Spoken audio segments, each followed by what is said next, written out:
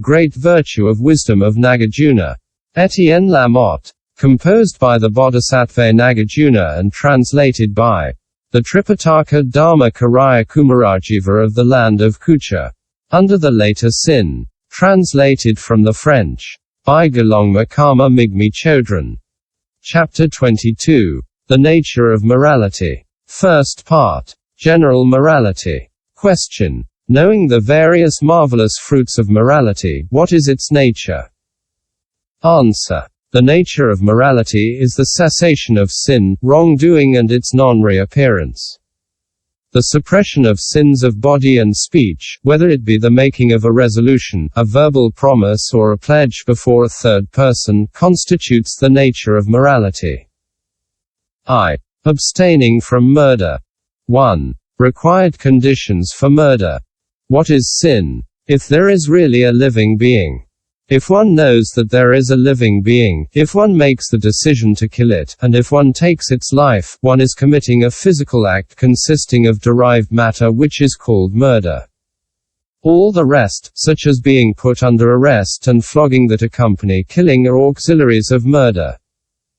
Moreover, to commit murder, it is necessary to kill another person.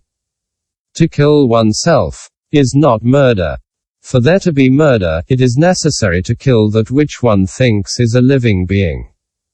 If in the dark, one takes a man to be a tree stump and one kills him believing him to be a tree stump, the destruction of this living being is not murder. This is not unreasonable because in order for there to be murder, it is necessary to kill in full awareness. Distraction or error exclude guilt. For there to be murder, it is necessary that the vital organ of the victim be cut. The bodily action that inflicts only a wound is not murder. A word of command alone, an encouragement alone to kill is not murder. The resolve to kill alone is not murder. These are the conditions for there to be murder. Abstaining from this sin is called morality. 2. The vow not to kill. Sometimes a person pledges publicly to observe morality and expresses his resolve aloud.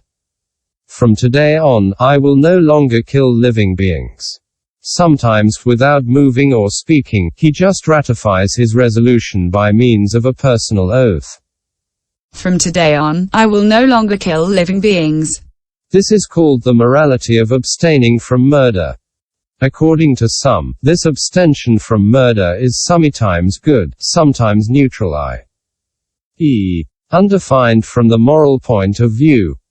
3. Why abstention from murder is sometimes neutral. Question. In the Abhidharma it is said that every moral discipline is good.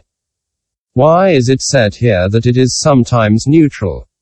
Answer. It is in the Katyayaniputra Abhidharma that it is said that it is always good.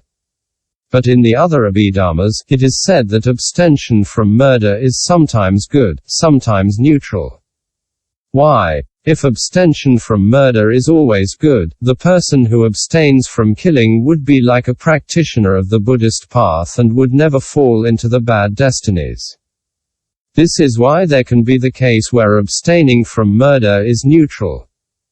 Being neutral, it does not involve any fruit of retribution and therefore does not lead to rebirth among the gods or men. Question. One does not fall into the hells because the morality of abstention is neutral, but rather because there had been, in addition, the production of an evil mind. Answer. -1. Abstention from murder produces an undefined merit because, whether there is action or abstention, a merit always results.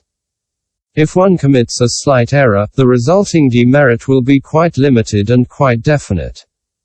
Why? Because the demerit is proportional to a determinate fault and not to an indeterminate fault. This is why we know that abstention from murder is sometimes neutral. 2. Moreover, there are people who pledge to observe the precepts and who limit themselves to formulating mentally a personal oath, saying, "From today on, I will no longer kill living beings." Such an abstention is sometimes neutral. 4. The realm of abstention from killing. Question. To which realm does abstention from murder belong? Answer. In the Katyayaniputra Abhidharma it is said that all morality of pledge belongs to the desire realm. But the other Abhidharmas say that it belongs to the desire realm or that it belongs to no realm. To speak truthfully, it is of three kinds. It belongs either to the desire realm, or to the form realm, or to the pure realm. The killing of living beings involves the desire realm. Abstention from killing, corresponding to it, is in the desire realm. It is only the absence of killing in the form realm or the absence of killing in the pure realm which, by pushing it away, constitute the true morality of abstention from killing. Moreover, there are people who, from birth onwards, without pledging to observe the precepts, have come to abhor killing. Sometimes good, sometimes neutral, this abstention from killing is described as undefined. 5. The nature of abstention from killing. This abstention from killing is neither mind, nor mental event, nor associated with mind. Sometimes it arises with the mind, sometimes it does not arise with the mind. In the Katyayaniputra Abhidharma, it is said that abstention from killing is a bodily or vocal action, sometimes with derived matter, sometimes without derived matter. Sometimes concomitant with mind, sometimes non-concomitant with mind. It is not the reward of actions carried out in previous existences. It is of two kinds, i.e., practice or intended to be practiced, and realization or intended to be realized. The moral discipline of ordinary people and the Aryas is a material dharma, sometimes visible, sometimes invisible.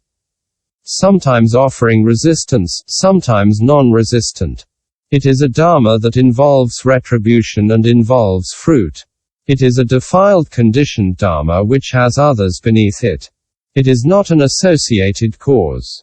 These are the categories that constitute the morality of abstention from murder. Question. In the Noble Eightfold Path, morality also consists of the banning of the killing of living beings. Why do you speak only of the morality of abstention from murder which involves retribution and defilement? Answer. Here we are speaking only of the discipline of the morality of pledge. We are not speaking of the discipline of pure morality. Moreover, in the other Abhidharmas, it is said that abstention from murder does not always follow mind and is not always a physical or vocal action. Not being concomitant with mental action, sometimes it involves retribution, sometimes it does not involve retribution. Not being associated with mind, sometimes it is impure, sometimes it is pure. These are its distinctive attributes, and it is the same for the other abstentions.